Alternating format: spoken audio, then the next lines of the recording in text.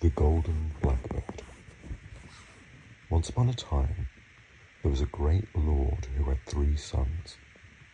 He felt very ill, sent for doctors of every kind, even bone setters, but they, none of them, could find out what was the matter with him, or even give him any relief. At last there came a foreign doctor, who declared that the Golden Blackbird alone could cure the sick man. So the old lord dispatched his eldest son to look for the wonderful bird, and promised him great riches if he managed to find it and bring it back. The young man began his journey, and soon arrived at a place where 4 roads met. He did not know which to choose, and tossed his cap in the air, determining that the direction of its fall should decide it. After travelling for 2 or 3 days, he grew tired of walking without knowing where or for how long, and he stopped at an inn which was filled with merrymakers and ordered something to eat and drink.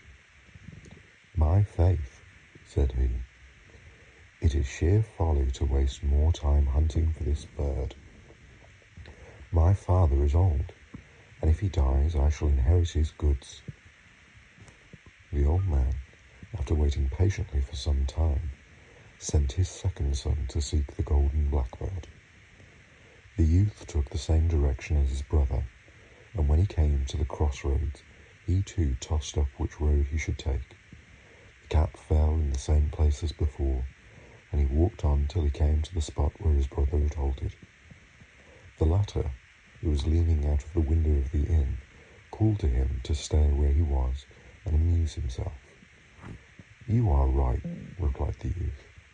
"Who knows if I should ever find the Golden Blackbird, even if I sought the whole world through for it. At the worst, if the old man dies, we shall have his property." He entered the inn, and the 2 brothers made merry and feasted, till very soon their money was all spent. They even owed something to the landlord, who kept them as hostages till they could pay their debts. The youngest son set forth in his turn, and he arrived at the place where his brothers were still prisoners.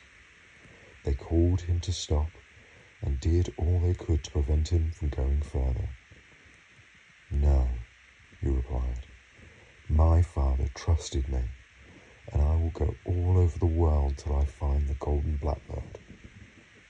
"Bah," said his brothers, "you will never succeed any better than we did. Let him die if he wants to. We will divide the property."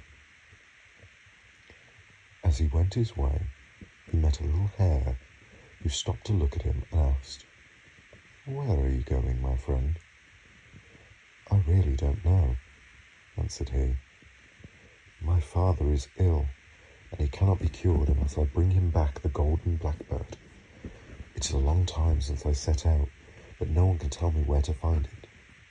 "Ah," said the hare, "you have a long way to go yet. You will have to walk at least 700 miles before you get to it. And how am I to travel such a distance?" "Mount on my back," said the little hare, "and I will conduct you." The young man obeyed. At each bound the little hare went at 7 miles, and it was not long before they reached a castle that was as large and as beautiful as a castle could be.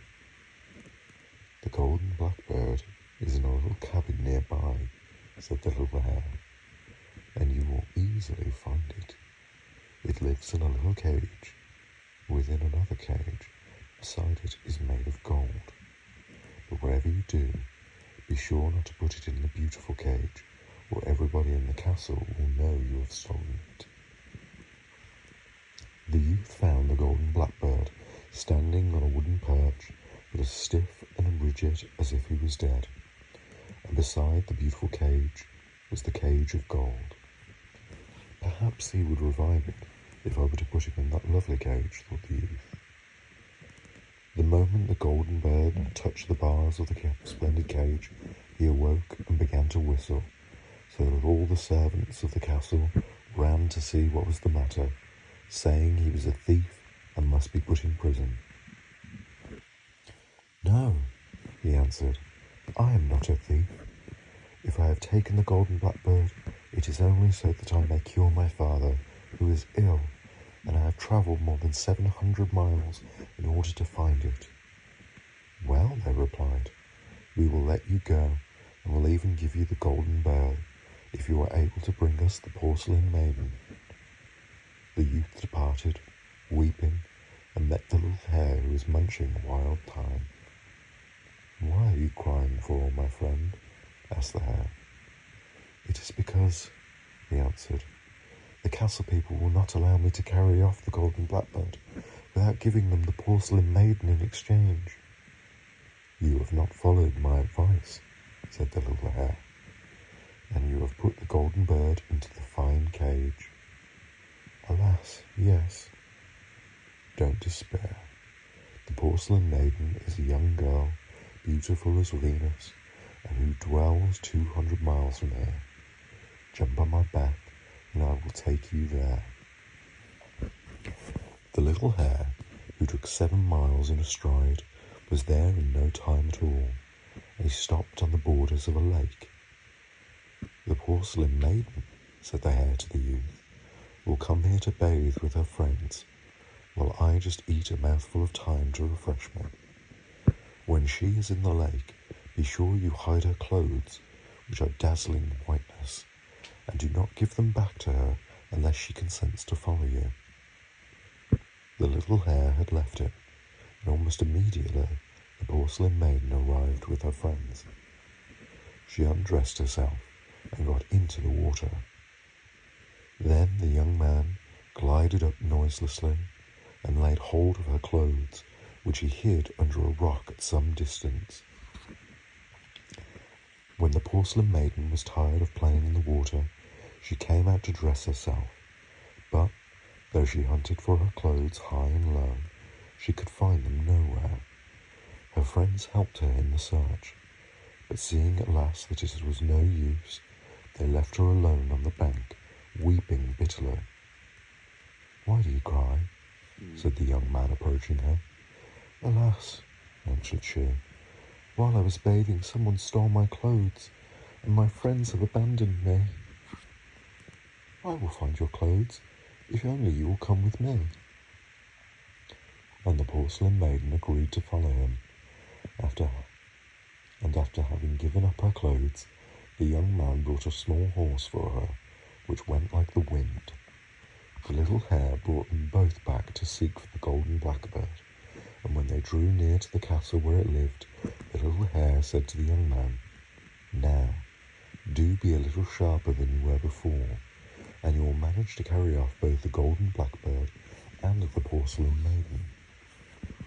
Take the golden cage in one hand, and leave the bird in the old cage where he was, and bring that away too." The little hare then vanished. The youth did as he was bid, and the castle servants never noticed that he was carrying off the Golden Bird. When he reached the inn where his brothers were detained, he delivered them by paying their debt. When they set out all together, but as the 2 elder brothers were jealous of the success of the youngest, they took the opportunity as they were passing by the shores of the lake to throw them upon him, seize the Golden Bird, and fling him into the water. Then they continued their journey, taking with them the porcelain maiden, in the firm belief that their brother was drowned. But, happily, he had snatched in falling at a tuft of rushes and called loudly for help. The little hare came running to him and said, "Take a hold of my leg and pull yourself out of the water." When he was safe on shore, the little hare said to him, "Now this is what you have to do. Dress yourself like a breton seeking a place as stable boy, and go and offer your services to your father. Once there, you will easily be able to make him understand the truth." The young man did as the little hare bade him, and he went to his father's castle and inquired if they were not in want of a stable boy.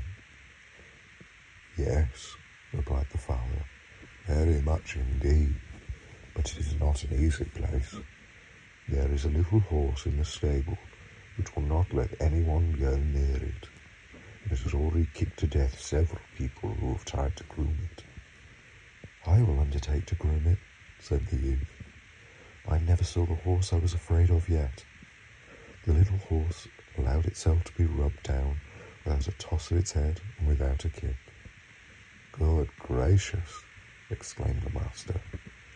How is it that he is able to let you touch him when no one else can go near him? Perhaps he knows me, answered the stable boy. 2 or 3 days later, the master said to him, The porcelain maiden is here, but though she is as lovely as the dawn, she is so wicked that she scratches everyone that approaches her. Try if she will accept your services. When the youth entered the room where she was, the golden blackbird broke forth into a joyful song, and the porcelain maiden sang too, and jumped for joy. Good gracious, cried the master.